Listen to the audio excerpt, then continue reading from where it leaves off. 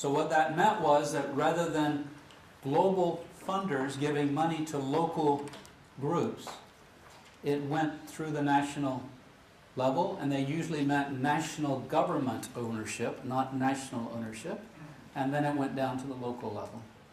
And then it put national and local civil society organizations in a very difficult position, because on the one hand, the Paris Agreement says we expect civil society to monitor governments and hold them to the account, but on the other hand, it doesn't give you any money to do that. You're supposed to get the money from the governments that you're watching. Got that? Yeah. So there's a very interesting report of one of our southern colleagues. It's about how do you bite the hand that feeds you. Right? Because you're expecting to be monitoring the same people that you're dependent upon, and then to get resources. And they want to hire you to deliver their policies and deliver their services, but the global donors think that your role is to monitor them. So you get in this difficult position. Are you a service provider and that's the way you get money? Or you are a civil society monitor, and then where do you get your resources? Now I think if I were you, I would then look at the Accra meeting, the Accra Declaration, which happened last year, which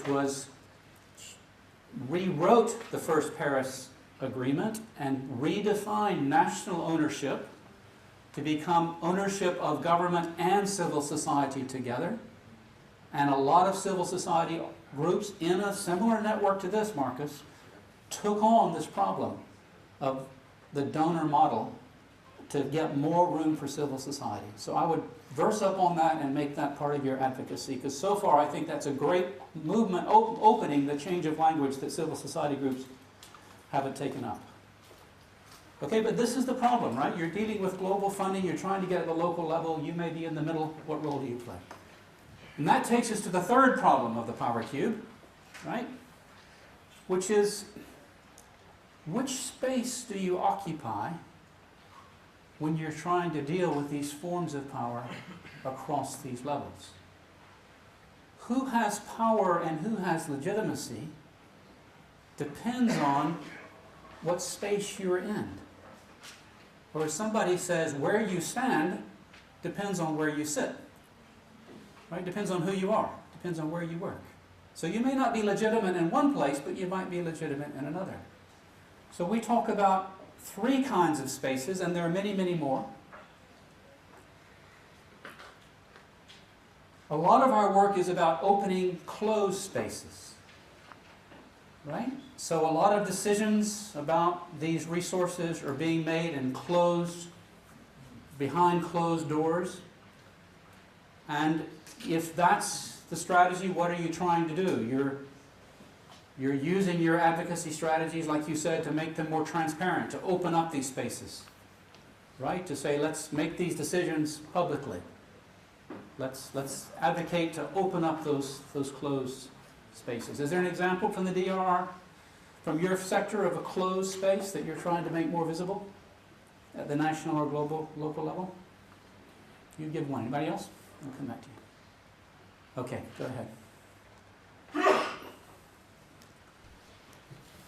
The first one that springs to mind was the ability of civil society to participate in Copenhagen for the climate change summit. Pretty dramatic example of, there was a closed space, right, which is the inner circle, and then there was an invited space where certain, as I gather, civil society members got to register to come, right? And then, as I understand it, the more that the high-level delegates flew in, the more they took the closed space got bigger, and it got even harder for the invited space to go people on the outside. And so your role was to try to make visible what was going on in that hidden space to the rest of the world, okay? So that means advocacy, it means demanding transparency, it means demanding information, putting it out there. But increasingly, we see in this governance model, we see invited spaces. Invited spaces are where people are invited to participate, usually by various kinds of authorities, consultations and so on. Come tell us what you think. We really do want to know what you think about this problem. So can you think of invited spaces again in your national context in this field? Must be some. You get invited to committees. You get invited by civil society to sit on a government committee. Yeah? How about at the community level? There might be some invited to come to a public meeting on this problem, and so on. National platform. Exactly, or DRR, and who you invited to participate in framing those. The PRSP was a national level invited space, inviting civil society to come participate. Now here, like I said, there's a very big distinction between invited space and where you participate by virtue of invitation and where you participate by right. If you're invited to a space and you go, if you're invited to the table and you misbehave and you say awkward things, what happens? You don't get invited next time. If you're going to a table because you have a right to be there, it gives you a little bit more freedom to behave whatever way you want. Because it's your right, and the invitation theoretically shouldn't be taken away. So that's why this notion of getting participation in the legal frameworks is so critical, so that you can be there by right, not by somebody else's invitation. We also find, though, that people participate in their own space. Remember I talked about this earlier, a lot of time when we say participation, we automatically think, oh, we're being invited to participate, to consult. But in any community, people have their own spaces, their own places where they talk to each other, where they make decisions, where they share their ideas. So another way to think about this isn't thinking about how to get the voices of vulnerable people into our space or into the official space. It's how to find the local existing spaces and strengthen them. So earlier our Nigerian colleague said, but what about the traditional authorities? In our community, that's our space. Why do we spend all the time talking about going and talking to Abuja about the government policy when we should be talking in the traditional authorities' space? Can you think about other forms of claim spaces? Spaces that people are creating for themselves to solve these problems? We are holding hold for a national congress of the CPOs all over Indonesia. That will be we have done. Yeah. Excellent. So you're taking a local space of these community organizations that they've created for themselves and bringing them together at the national level. It's very important. So again, the strategies that we use for each of these may differ. If we're trying to strengthen the voices of people in their own space, what do?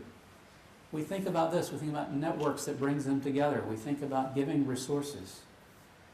If we think about how to strengthen voices of people in the invited space, it takes a different set of skills. People have to learn the knowledge to speak in those skills and the words. They have to speak in somebody else's language. They have to learn those representation skills.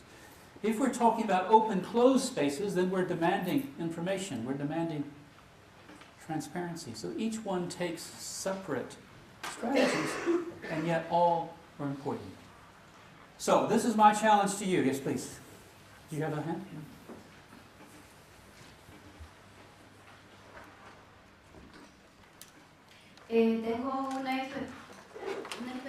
I have an experience to share. In Honduras, it's related to both of those things. With the invited, as well as the claimed spaces, I work